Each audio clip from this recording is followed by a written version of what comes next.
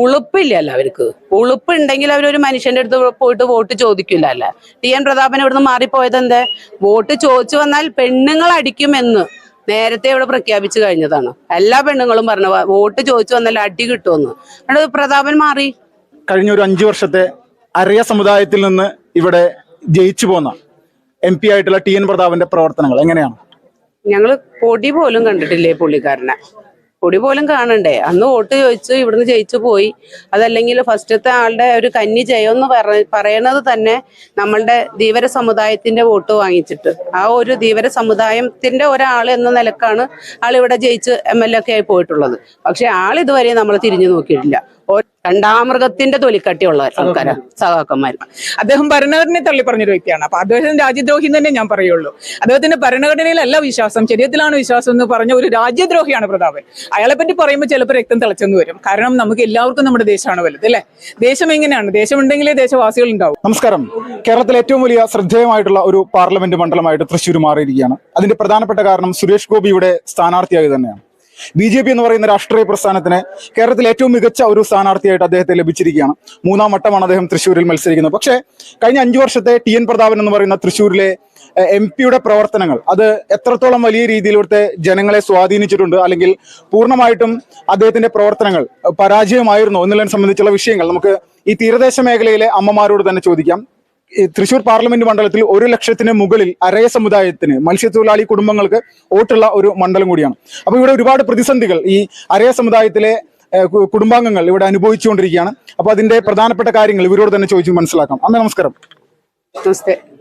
കഴിഞ്ഞ ഒരു 5 വർഷത്തെ അരയ സമുദായത്തിൽ നിന്ന് ഇവിടെ ജയിച്ചു പോന്ന MP ആയിട്ടുള്ള ടി.എൻ. പ്രതാപന്റെ പ്രവർത്തനങ്ങൾ എങ്ങനെയാണ്? ഞങ്ങള് പൊടി പോലും കണ്ടിട്ടില്ലേ പുള്ളിക്കാരനെ? പൊടി പോലും കാണണ്ടേ? അന്ന് വോട്ട് ചോദിച്ചു ഇവിടുന്ന് ജയിച്ചു പോയി.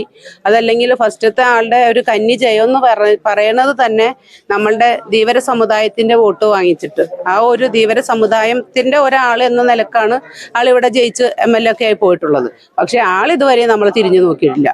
ഓരോ 5 വർഷം കഴിയുമ്പോഴും പുള്ളി ഓരോ സ്ഥലത്ത് പോയി പോണ് എന്നല്ലാതെ ഒരാളെയും തിരിഞ്ഞു നോക്കിയ ഒരു ചരിത്രം ഇവിടെ ഇല്ല. അത് ആരോട് ചോദിച്ചാലും, ഏത് ഇരുട്ടത്ത് ചോദിച്ചാലും എല്ലാവരും പറയും പ്രതാപൻ എന്ന് പറഞ്ഞാൽ 0 ആണെന്നുള്ളത്.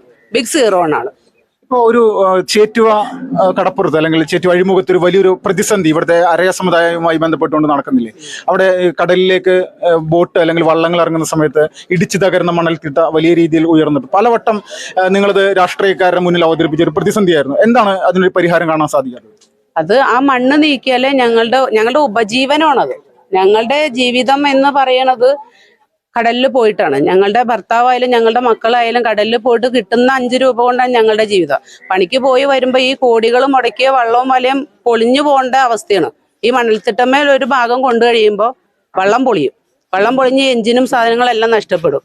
അപ്പൊ അത് 2-2.5-3 വർഷത്തോളം ഇവരുടെ പിന്നിൽ നടന്നിട്ട് ഇന്ന് വരെ ഇവിടുന്ന് ജയിച്ചു പോയ ഒരാൾക്കാരോ അല്ലെങ്കിൽ ഇപ്പം ഭരിക്കുന്ന പാർട്ടിക്കാരോ നമ്മൾ പറഞ്ഞിട്ട് ഒന്നും തിരിഞ്ഞു നോക്കിയിട്ടില്ല. അവരിതുവരെ വരട്ടെ എന്ന് പറയല്ലാതെ ഒരു കാര്യം അതിന്റെ ആ മണ്ണിൽ നീക്കി തന്നിട്ട് നമ്മളുടെ തൊഴിൽ, അല്ലെങ്കിൽ ഇത്രയും ഈ ധീവര സമുദായ കുടുംബങ്ങൾ ഇത്രയും ആളുകളുണ്ട് ഇവിടെ. ഞങ്ങളുടെ ഉപജീവന മാർഗം, ഞങ്ങളുടെ കുട്ടികൾക്ക് വെള്ളം കൊടുക്കണം, അതിന് പോലും സാധിക്കാത്തല്ലേ. അത് ആ മണല് നീക്കി അതിന് വേണ്ടുന്ന കാര്യം ചെയ്തു തരാത്ത സർക്കാർ എന്തിനാ ഇവിടെ? എന്ത് കാര്യത്തിന് അവരിവിടെ വരണം? MP-യെ സമീപിച്ച സമയത്ത് എന്താ പറഞ്ഞത്? അല്ല, എന്ത് പറഞ്ഞെന്ന് പറഞ്ഞാല് ചെയ്യാ അതിന് വേണ്ട ആലോചനകൾ നടത്താല്ലാതെ, ആലോചിക്കാം എന്ന് പറയുന്നതല്ലാതെ വന്ന് നോക്കി ആ മണ്ണ് നീക്കി തരേണ്ട ഒരു കാര്യം അവർ ഇതുവരെയും ചെയ്തിട്ടില്ല. ഈ വട്ടം ഇവിടെ പ്രത്യേകിച്ച് തീരദേശ മേഖലയിലുള്ള അരയ സമുദായം ഏത് സ്ഥാനാർത്ഥിയായിരിക്കാം പിന്തുണക്കുക? ഞങ്ങള് ഇനി മാറി പിടിക്കട്ടെ. ഇതുവരെ ഇവര് ഇടതും വലതും മാറി പോയല്ലോ, ഒന്നും ചെയ്തിട്ടില്ല എല്ലാവർക്കും. ഞങ്ങൾ മാറി പിടിക്കട്ടെ. അത് സുരേഷ് ഗോപിയെ സപ്പോർട്ട് ചെയ്യുന്നത്? ഗോപി തന്നെ അല്ലാതെ ഒരു സംശയവും ഇല്ലല്ലോ. പേര് എന്തുകൊണ്ടാണ് സുരേഷ് ഗോപി സപ്പോർട്ട് ചെയ്യുന്നത്? സപ്പോർട്ട് ചെയ്യാൻ നല്ലൊരു മനുഷ്യനാണ്. നമ്മളുടെ വേദന പറഞ്ഞാൽ മനസ്സിലാക്കും എന്നുള്ള ഒരു ഇതുകൊണ്ട്. ഞാനൊരു രാഷ്ട്രീയക്കാരിയല്ല. അപ്പൊ ഞാനത് പറയാണ്. ഞാൻ സുരേഷ് ഗോപിയെ കാണാൻ നമ്മുടെ സമുദായത്തിന്റെ ഒരു ഇത് പറയാൻ വേണ്ടിയിട്ട് വന്നതാണ്. ആളിവിടെ അമ്പലത്തിൽ തൊഴാൻ പറഞ്ഞെന്ന് പറഞ്ഞപ്പോ കാണാൻ വന്നിട്ടുള്ള ഒരാളാണ്.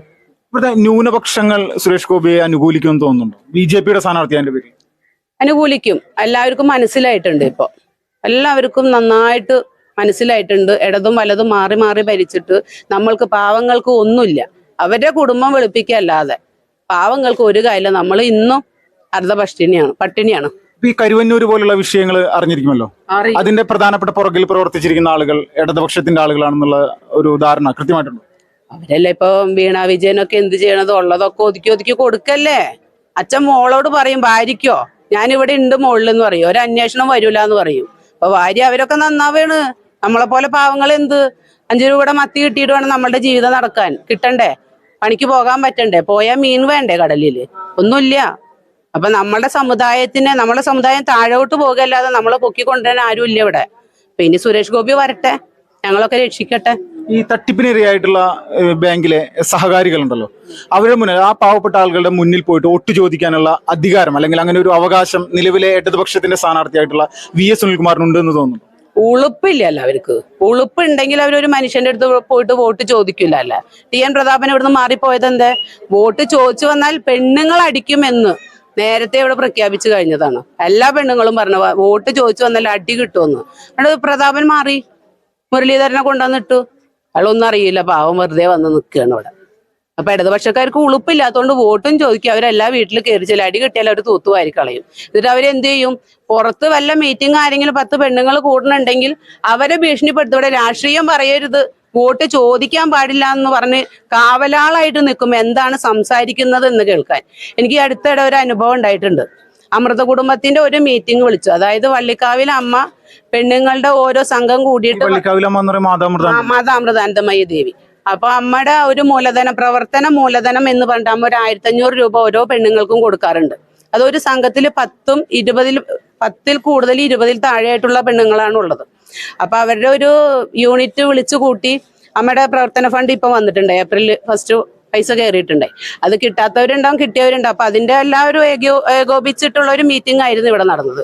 അതില് കമ്മ്യൂണിസ്റ്റുകാരൻ വന്നിട്ട് ഇവിടെ രാഷ്ട്രീയം പറയാൻ പാടില്ല, വോട്ട് ചോദിക്കാൻ പാടില്ല എന്ന് പറഞ്ഞിട്ട് നമ്മളെ ഭീഷണിപ്പെടുത്തി വീഡിയോ ഒക്കെ പുറത്തു നിന്നുകൊണ്ട് വീഡിയോ ഒക്കെ എടുത്തു പോയ ചരിത്രമുണ്ട്. അത് അവർക്ക് പറ്റുന്ന ഒരു കാര്യമാണ്, അത് മറ്റൊരു രാഷ്ട്രീയ പാർട്ടിക്ക് പറ്റുന്നതല്ല. അവർക്ക് അത്രയും തൊലിക്കട്ടിയുണ്ട്, കണ്ടാമൃഗത്തിന്റെ തൊലിക്കട്ടിയുള്ള ആൾക്കാരാ സഹാക്കന്മാർ. അമ്മ എങ്ങനെയുണ്ട് ഇവിടെ സുരേഷ് ഗോപിയുടെ സാധ്യത? സുരേഷ് ഗോപി എന്നെ സംബന്ധിച്ച് അദ്ദേഹം ജയിച്ച ഒരു പ്രതീതിയിലാണ്. കാരണം അറിയാലോ, നമ്മള് വലിയൊരു പ്രതീക്ഷയിലാണ്. തൃശ്ശൂർ എന്ന് പറഞ്ഞാൽ വലിയൊരു ഹോപ്പിലാണ്. ഇത്രയും നാളും ഇങ്ങനെ അടിമത്തം പോലെയായിരുന്നു. ഒന്നും പറയാൻ പാടില്ല, ഒന്നും ചെയ്യാൻ പാടില്ല. പിന്നെ ധീവര സമുദായത്തിൽപ്പെട്ട രംഗമാണ് ഞാനും. എൻ്റെ മകള് നന്നായി പഠിച്ച് അവൾക്ക് ഡിസ്റ്റിങ്ഷന് അത് എബൌട്ട് 97 മാർക്ക് ഉണ്ടായിരുന്നു. അപ്പൊ നമ്മൾക്ക് അതിൽ സ്റ്റൈഫൻഡ് പോലെയൊക്കെ കിട്ടേണ്ടതാണ്. നമുക്ക് 2% ഒക്കെ ഉള്ളതാണല്ലോ. ഇപ്പോൾ പോലും എൻ്റെ മകൻ പഠിക്കുന്ന +1 പഠിക്കുന്ന കുട്ടിക്ക് പോലും നമ്മുടെ സ്റ്റൈഫൻഡ് വന്നിട്ടില്ല, മറ്റുള്ളവരുടെ സ്റ്റൈഫൻഡ് എല്ലാം വന്നു കഴിഞ്ഞു. അപ്പൊ ധീവര സമുദായത്തെ തഴയാവുന്നതിന്റെ മാക്സിമം ഈ കമ്മ്യൂണിസ്റ്റ് ഗവൺമെന്റ് എല്ലാവരും തഴയുന്നുണ്ട്. ഇതാരോടാ പറയേണ്ടത് എന്നൊരു ചോദ്യത്തിന് വലിയൊരു ഉത്തരമാണ് സുരേഷ് ഗോപി. കാരണം അദ്ദേഹത്തിന് സാധാരണക്കാരുടെ വികാരങ്ങൾ മനസ്സിലാവും, സാധാരണക്കാരന്റെ വേദന മനസ്സിലാവും. രാഷ്ട്രീയക്കാരനാകും മുമ്പും അദ്ദേഹം എൻഡോസൾഫാൻ ബാധിത മേഖലയിൽ ചെന്ന് അവിടെയുള്ളവർക്ക് സഹായം ചെയ്യുകയും അന്നൊരു രാഷ്ട്രീയക്കാരന്റെ ലേബല് പോലും ഇല്ല, അല്ലേ? ഇപ്പൊ ഈ അടുത്ത് ലേറ്റസ്റ്റ് ആയിട്ട് തന്നെ നമ്മൾ കണ്ടതാണ് കാലാന്തരങ്ങളായിട്ട് നടന്നു വരുന്ന ഒരു തൃശ്ശൂർ പൂരത്തിന് എന്താണ് സംഭവിച്ചതെന്ന്. അപ്പൊ എല്ലാ മേഖലയിലും ശബരിമല കഴിഞ്ഞു, കൊടുങ്ങല്ലൂർ അമ്പലത്തിൽ തന്നെ വലിയൊരു വടവൃക്ഷം വെട്ടിക്കളഞ്ഞു, ആരും ചോദിക്കാനില്ല, പറയാനില്ല. ദേവസ്വം ബോർഡുകൾ തോന്നിയവാസങ്ങൾ കാണിക്കുന്നു. അപ്പൊ ഭരണം എന്ന് പറഞ്ഞാൽ ജനങ്ങൾ പൊറുതിമുട്ടി എന്ന് തന്നെ വേണം പറയാൻ.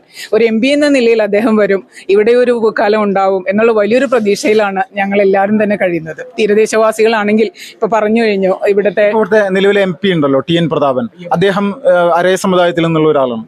അപ്പോ ആള് ഈ വട്ടം ഇവിടുത്തെ ഈ സമുദായ അംഗങ്ങളുടെ അടുത്ത് വോട്ട് ചോദിക്കാൻ വന്നിട്ടുണ്ടോ? പ്രതാപൻ ഓടിപ്പോയി. പ്രതാപകാലം എന്നൊക്കെ പറഞ്ഞ് ഫ്ലെക്സ് വെച്ചു എന്നല്ലാതെ പിന്നെ ആ പ്രതാപകാലം എടുത്ത് മാറ്റേണ്ടി വന്നു. കാരണം അദ്ദേഹത്തിന് മനസ്സിലായി പ്രതാപൻ ചാണകത്തിൽ മുങ്ങും എന്നുള്ളത്. കാരണം പ്രതാപൻ അടയ സമുദായത്തിലാണെങ്കിൽ പോലും അദ്ദേഹത്തിന്റെ അച്ഛൻ വേണമെങ്കിൽ മത്സ്യത്തൊഴിലാളിയാണെന്ന് അവകാശപ്പെട്ടാൽ നമുക്ക് പറയാനില്ല. ആ പ്രതാപൻ മത്സ്യത്തൊഴിലാളിയൊന്നുമല്ല. അദ്ദേഹം, ഞാൻ പേരെടുത്ത് തന്നെ പറയുകയാണ്, യൂസഫ് അലിക്കാരുടെ കാരുണ്യം കൊണ്ടൊരു രാഷ്ട്രീയക്കാരനായി മാറി. അവസാനം അവർക്ക് വേണ്ടി എന്ന് പറഞ്ഞ പോലെ ജീവിച്ചൊരു വ്യക്തിയാണ് അദ്ദേഹം. ഭരണഘടനയെ തള്ളി പറഞ്ഞൊരു വ്യക്തിയാണ്. അപ്പൊ അദ്ദേഹം രാജ്യദ്രോഹി തന്നെ ഞാൻ പറയുള്ളൂ. അദ്ദേഹത്തിന്റെ ഭരണഘടനയിലല്ല വിശ്വാസം, ശരീരത്തിലാണ് വിശ്വാസം എന്ന് പറഞ്ഞ ഒരു രാജ്യദ്രോഹിയാണ് പ്രതാപൻ. അയാളെ പറ്റി പറയുമ്പോൾ ചിലപ്പോൾ രക്തം തിളച്ചെന്ന് വരും. കാരണം നമുക്ക് എല്ലാവർക്കും നമ്മുടെ ദേശമാണ് വലുത്, അല്ലെ? ദേശം എങ്ങനെയാണ്? ദേശമുണ്ടെങ്കിലേ ദേശവാസികൾ ഉണ്ടാവും.